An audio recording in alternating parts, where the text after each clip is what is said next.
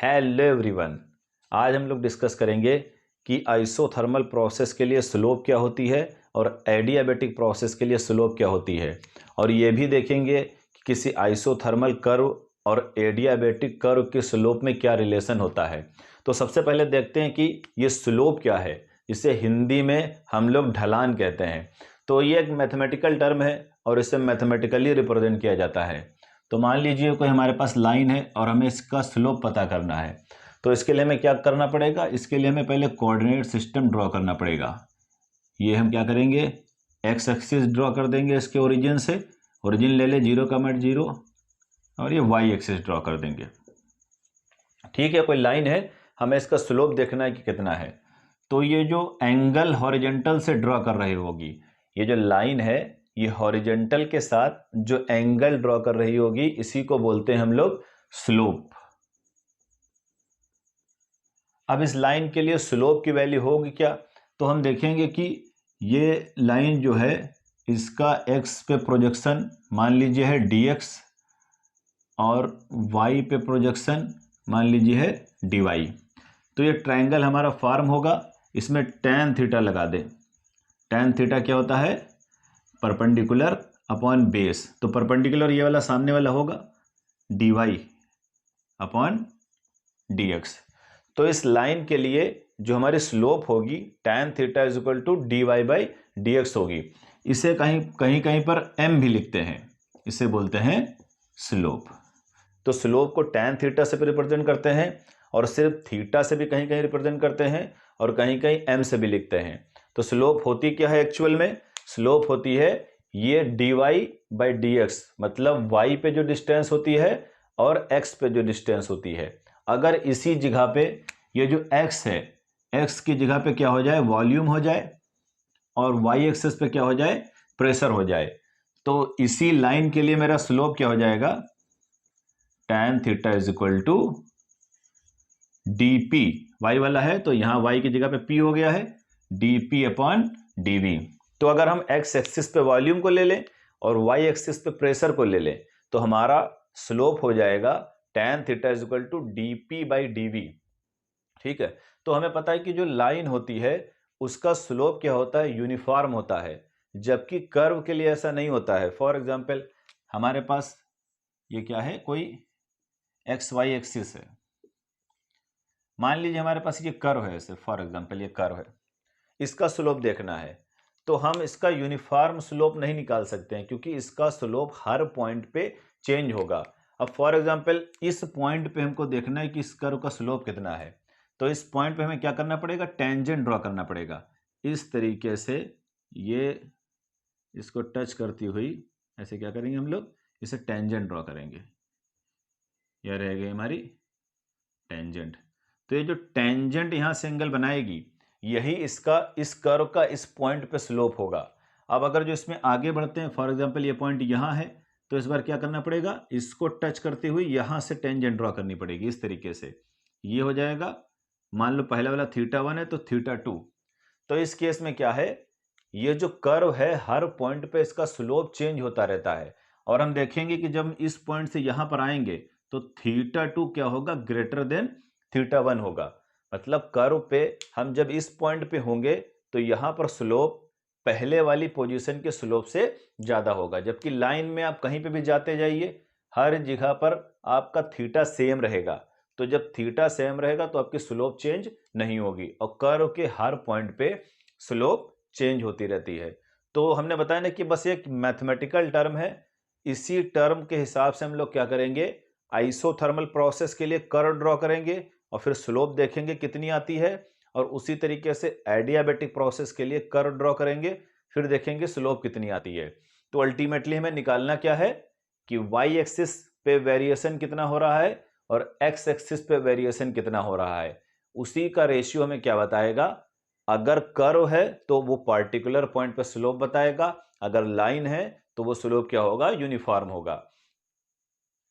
तो सबसे पहले हम लोग आइसोथर्मल प्रोसेस के लिए क्या करते हैं? स्लोप देखते हैं। तो स्लोप ऑफ आइसोथर्मल कर्व। तो ये कर्व हम लोग प्रोसेस के लिए ड्रा करेंगे।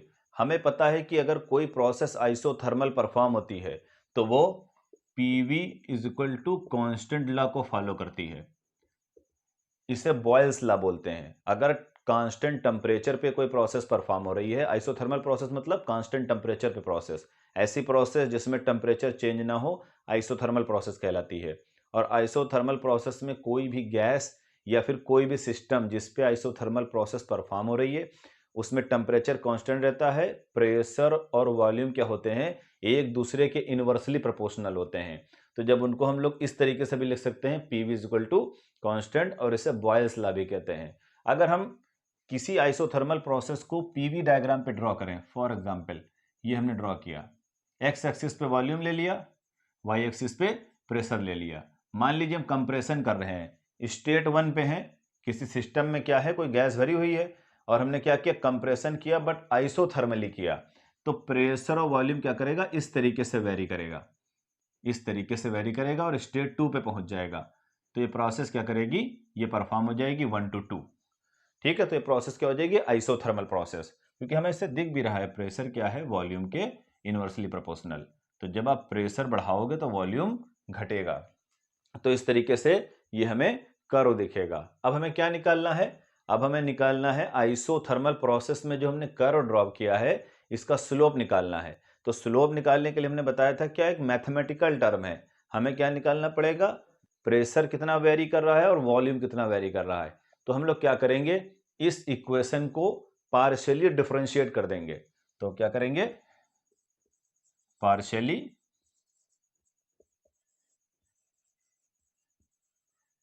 डिफरेंशिएटिंग, इसको इक्वेशन 1 नाम दे दे, इक्वेशन 1। तो पार्शियली डिफरेंशिएट के लिए हम लोग डी लेंगे, dPV is equal to D into constant. तो कांस्टेंट का डिफरेंशिएशन क्या होता है, जीरो, जीरो लिख देंगे। तो ये दो टर्म है, जब हम लोग दो फंक्शन का डिफरेंशिएशन करते हैं तो हम लोग लिखते हैं पहला वाला term first into differentiation second dV, फिर सेकेंड वाला टर्म लिखते हैं plus second into differentiation first. तो ये क्या हुआ, हमारा पार्शियल डिफरेंशिएशन हो गया। अब हम लोग क्या करें, प्रेशर वाले टर्म एक तरफ कर लें, वॉल्यूम वाले टर्म एक तरफ कर लें। तो ये हो जाएगा PdV इज इक्वल टू, ये इधर लेकर चले जाएं, माइनस VdP। और हमें स्लोप पहले से पता है कि किसी भी लाइन या कर्व के लिए जो स्लोप होती है वो वाई एक्सिस पे कितना वेरिएशन हुआ है अपॉन एक्स एक्सिस पे कितना वेरिएशन हुआ है। तो हम लोग क्या करेंगे, वाई एक्सिस पे हमने प्रेशर को मान रखा है तो हम लोग प्रेशर को ऊपर रखेंगे और वॉल्यूम को नीचे लेके चले जाएंगे। तो जब इसको इसके नीचे लेके चले जाएं और वॉल्यूम प्रेशर के नीचे लेके चले आए तो हमारा हो जाएगा dP by dV is equal to minus P by V। तो ये क्या आ जाएगी हमारी, इसको हम यहां लिख दें आइसोथर्मल। तो dP बाई dV क्या है, आइसोथर्मल प्रोसेस के लिए स्लोप है। ये स्लोप कितनी है, माइनस P बाई V। तो यहां पर ये निगेटिव साइन ये दिखाता है कि अगर आप प्रेशर को बढ़ाओगे तो वॉल्यूम घटेगा, अगर आप वॉल्यूम को बढ़ाओगे तो प्रेशर घटेगा। बस निगेटिव साइन की यहां पर सिर्फ यही मीनिंग है। तो ये तो हो गया आइसोथर्मल प्रोसेस के लिए स्लोप निकल आया। तो इसी तरीके से हम लोग क्या कर सकते हैं, एडियाबेटिक प्रोसेस के लिए भी हम लोग स्लोप कैलकुलेट कर सकते हैं। तो नेक्स्ट देखते हैं एडियाबेटिक प्रोसेस के लिए स्लोप ऑफ एडियाबेटिक कर्व। तो जब हम एडियाबेटिक प्रोसेस परफॉर्म करते हैं वो gas PV to the power gamma is equal to constant law को फॉलो करती है। तो इस लॉ को पॉइजन्स लॉ या फिर पॉइजन इक्वेशन भी कहते हैं, जहां पर P प्रेशर है, V वॉल्यूम है और गामा हमारा स्पेसिफिक हीट रेशियो है, स्पेसिफिक हीट रेशियो जो होता है Cp बाई CV के बराबर। गामा हमारा क्या होता है, Cp बाई CV के बराबर। Cp है specific heat at constant pressure, CV है specific heat at constant volume. अगर हम किसी एडियाबेटिक प्रोसेस को PV डायग्राम पे बनाएं तो ये हमारा क्या है, ये हमारा वॉल्यूम एक्सिस है और ये क्या है, प्रेशर एक्सिस है। तो हम कंप्रेशन करेंगे एडियाबेटिकली। तो जब हम प्रोसेस इस तरीके से परफॉर्म करते हैं कि प्रोसेस परफॉर्म होने के दौरान हीट ट्रांसफर ना हो तो प्रोसेस कहलाती है एडियाबेटिक। मान लीजिए सिस्टम स्टेट 1 पे है, तो वो भी प्रोसेस बिल्कुल इस तरीके से होती है। कंप्रेशन की प्रोसेस, जब हम एडियाबेटिक कंप्रेस करेंगे किसी सिस्टम को, तो प्रोसेस 1 to 2 परफॉर्म होती है, बिल्कुल आइसोथर्मल प्रोसेस, इससे पहले जो हमने कर्व ड्रा किया था बिल्कुल उसी के सिमिलर होती है। बस डिफरेंस होता है तो सिर्फ स्लोप में। तो अब क्या करें, एडियाबेटिक प्रोसेस के लिए हम लोग स्लोप देखें कितनी होगी। तो वही तरीका, मैथमेटिकल टर्म है, P पे कितना चेंज हुआ और V पे कितना चेंज हुआ। तो इसके लिए क्या करेंगे, इस इक्वेशन को, इसे इक्वेशन 2 कर लें, इसको इक्वेशन कर लें 3। अब क्या करें, इस इक्वेशन 3 को पार्शियली डिफरेंशिएट कर दें, तो क्या हो जाएगा, D P we to the power gamma is equal to D C, differentiation of constant. तो P और V दो टर्म है, तो पहले हम लोग फर्स्ट टर्म लिख दें, first D V to the power gamma plus second V to the power gamma into D P is equal to 0। Constant का 0 होता है, तो फिर क्या करें, इसको डिफरेंशिएट करें। P हमें पता है कि जो differentiation d by d x x to the power n होता है, वो होता है n पहले आ जाता है, x to the power n minus 1 हो जाता है। तो यही फार्मूला यहाँ लगा देंगे, डी वी गामा पहले आ जाएगा, gamma v to the power gamma minus 1 into d v, partially differentiate कर रहे हैं, v to the power gamma into D P is equal to 0।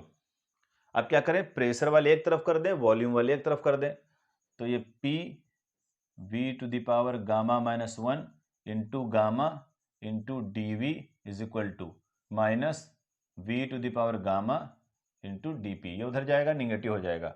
अब क्वेश्चन ये उठ रहा है कि हमें d v by d p लिखना है कि d p by d v लिखना है। तो हमें यह क्लियर पता है कि जो स्लोप होती है वो d p upon d v होती है, मतलब वाई पे क्या चेंज हुआ अपॉन एक्स पे क्या चेंज हुआ। तो वॉल्यूम वाला इधर लेके चले जाएं, तो हमारा हो जाएगा P v to the power gamma minus 1 into gamma is equal to, और ये V वाला इधर ले आए, upon v to the power gamma minus d p upon d v. अब क्या करें, इसको और सॉल्व कर लें, upon v to the power gamma है, इसको ऊपर लेके चले जाएं। अब जब इसको और ऊपर लेके जाएंगे तो क्या हो जाएगा, P पहले से है, v to the power gamma minus 1 है, इंटू v, जब गामा ऊपर जाएगा तो निगेटिव हो जाएगा, माइनस गामा इंटू गामा पहले से है, तो उधर क्या है, minus d p by d v. तो ये जब बेस बराबर है पावर ऐड हो जाएंगी, ये निगेटिव वाला इधर ले लें साथ ही साथ, minus p we to the power gamma minus 1 minus gamma into gamma is equal to d p by d v, क्योंकि निगेटिव इधर चला आया।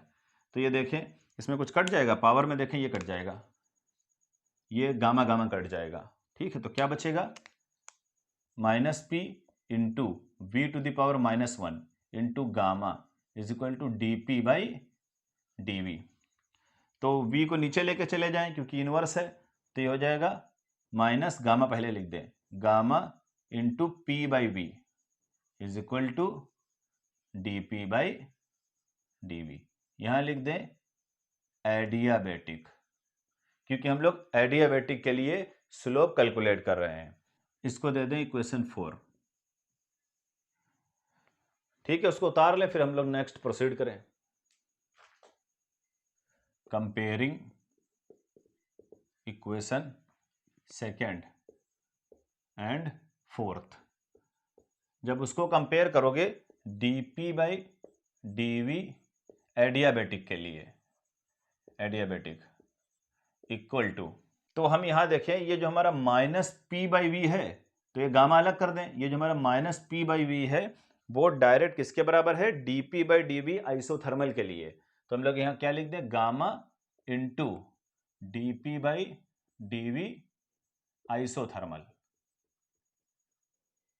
तो जैसे हम इसको कंपेयर करेंगे तो हमें क्या दिखेगा, dp बाई dv तो एडियाबेटिक के लिए लिखा ही जाएगा, यहां हम लोग देखेंगे गामा एक्स्ट्रा है, और minus P by we equation 2 से किसके बराबर है, dp बाई dv आइसोथर्मल के बराबर, तो हमने लिख दिया।